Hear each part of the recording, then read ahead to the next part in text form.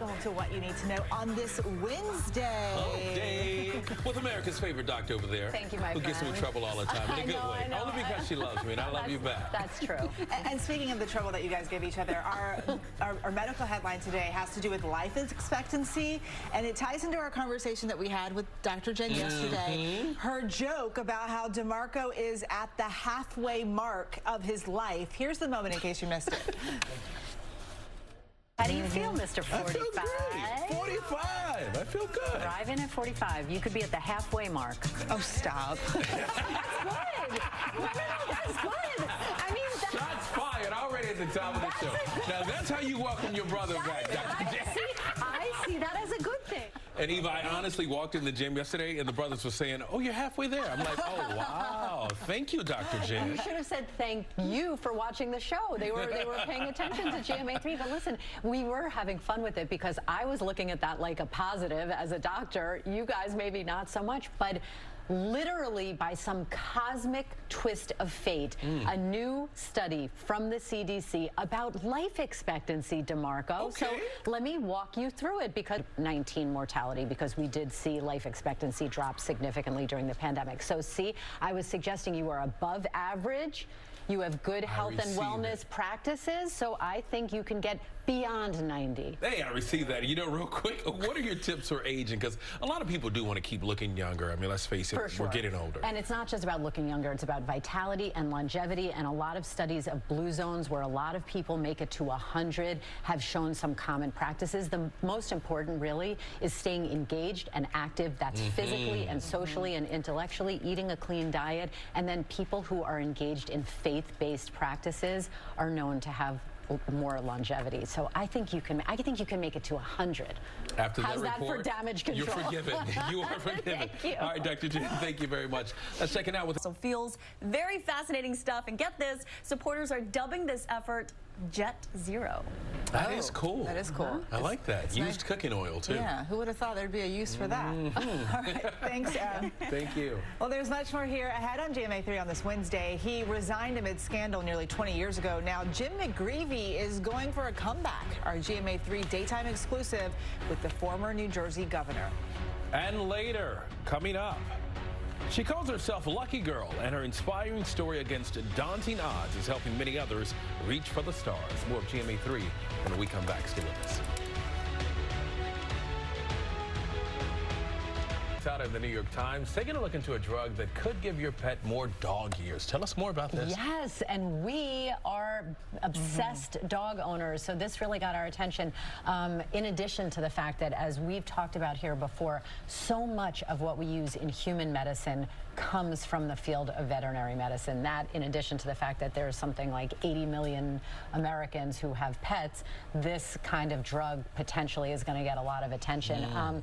Early in the process, but the FDA has started to review intentional data, or a plan of a drug maker called Loyal, a biotech company called Loyal, to develop an implant which would be an extended release, probably subdermal, right under the skin implant for dogs that targets something called IGF-1, which is insulin-like growth factor, which could be shown to extend a dog's lifespan by a year.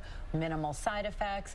This is still years and years away, but again, this originated from this observation that smaller dogs tend to live longer than larger dogs, and so that insulin-like growth factor may be involved. But I think when you talk about longevity, vitality, something that could start potentially in the world of veterinary medicine, potentially could have utility in human medicine. But even if it just stays in veterinary medicine.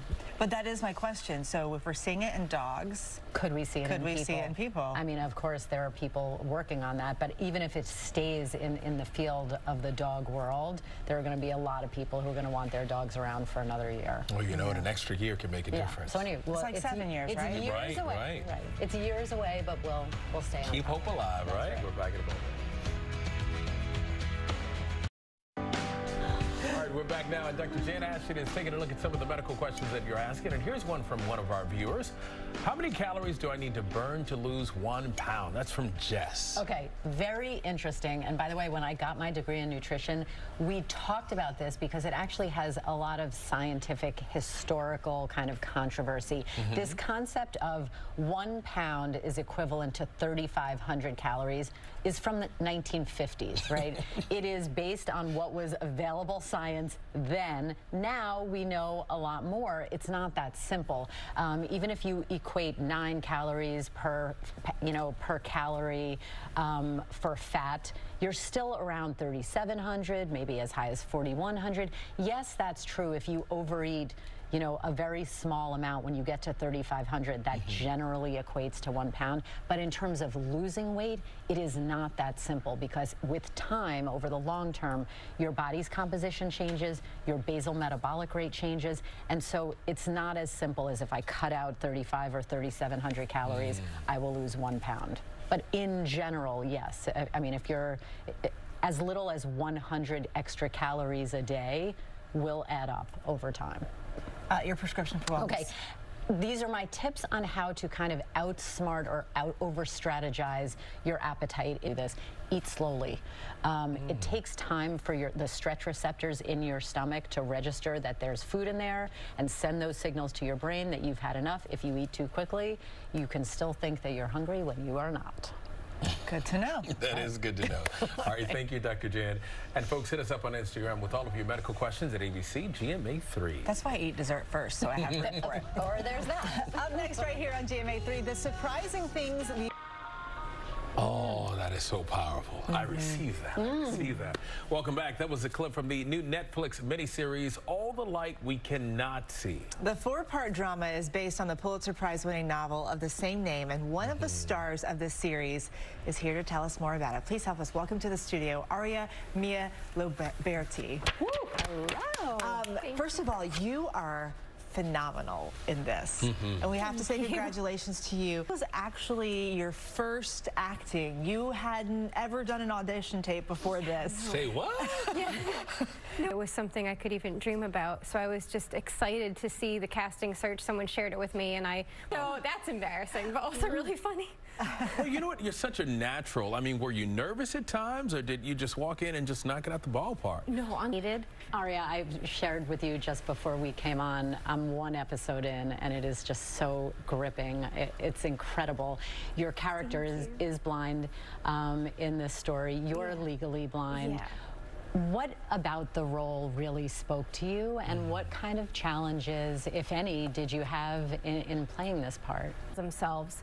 And that's not true, and that's not authentic, and you can't. It's what you need to know on this Wednesday. I'm your program. I'm DeMarco Morgan. And I'm Dr. Jen Ashton. For all of us here at ABC News, have a good one, and we will see you tomorrow. Bravo.